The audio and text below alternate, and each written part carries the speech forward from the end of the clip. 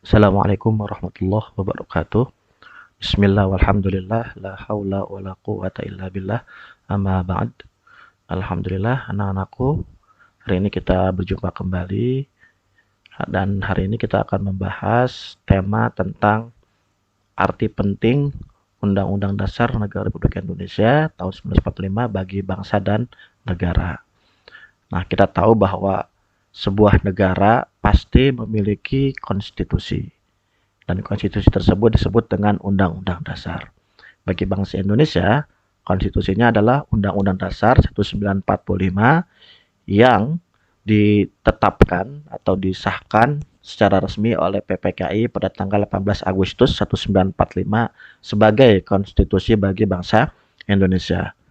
Nah, tentunya Undang-Undang Dasar 1945 ini berisi tentang aturan-aturan dasar dalam kehidupan bernegara di Indonesia, di mana UUD 1945 ini kedudukannya adalah merupakan sebagai sumber hukum, ya, sumber hukum dan juga kedudukannya adalah sebagai hukum yang tertinggi di Indonesia.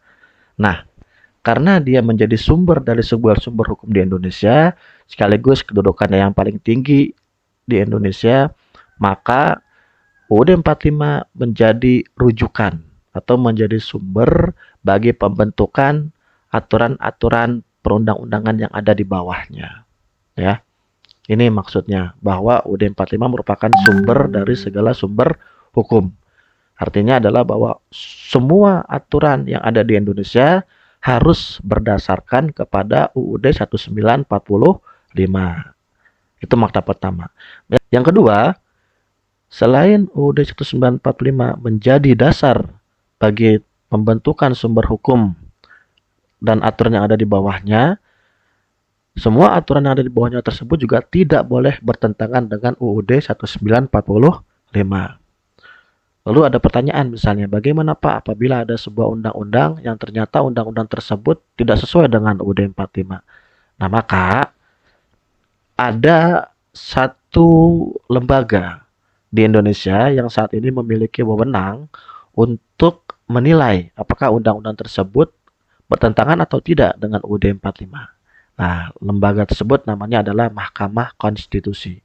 Jadi kita sebagai masyarakat bisa melakukan uji materi atau bahasa undang-undangnya disebut dengan judicial review terhadap undang-undang tersebut kepada Mahkamah Konstitusi.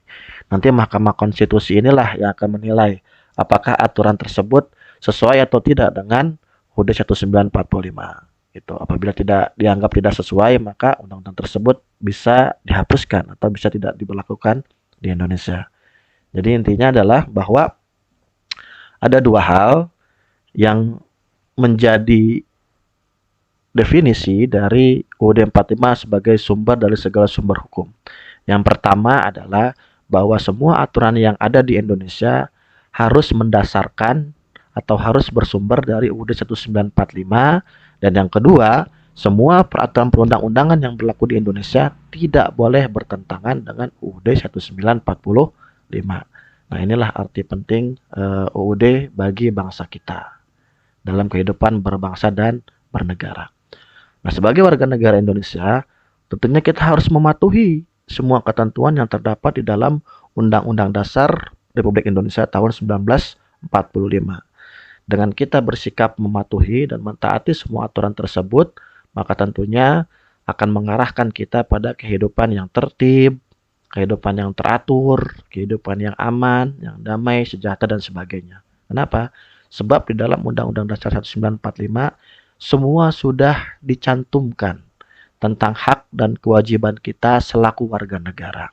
Misalnya di UUD 45 dicantumkan tentang hak asasi kita, hak kita untuk hidup, hak kita untuk beragama, hak kita untuk memperoleh pendidikan, hak kita untuk hidup yang layak, hak kita untuk bekerja secara layak, hak kita untuk mendapatkan upah dan sebagainya, hak kita untuk bersuara dan berorganisasi, termasuk hak kita untuk berpolitik dan sebagainya. Jadi semua sudah diatur dalam UUD 45 dan negara wajib untuk melindungi hak-hak tersebut. Nah, kewajiban kita selaku warga negara tentunya selain kita menuntut hak tersebut, maka kita harus ya mentaati aturan-aturan yang terdapat di dalam undang-undang dasar tersebut. Karena intinya adalah untuk kita sendiri, untuk kebaikan kita sendiri selaku warga negara Indonesia. Tapi sebaliknya, jika kita tidak mematuhi aturan-aturan yang berlaku di dalam UUD 45, maka pasti kehidupan kenegaraan kita akan menuju kepada ketidakharmonisan, akan menuju kepada chaos atau konflik, akan menuju kepada permasalahan-permasalahan yang terjadi di masyarakat atau permasalahan sosial terjadi di masyarakat. Dan bukan tidak mungkin ya akan terjadi konflik berkepanjangan, terjadi perang saudara, dan bahkan bisa jadi memunculkan kehancuran bagi bangsa kita.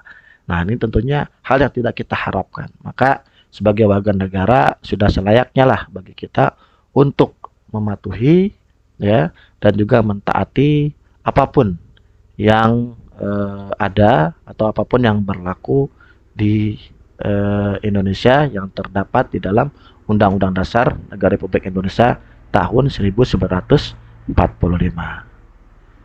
Baik, ini saja yang dapat Bapak sampaikan. Mudah-mudahan bermanfaat.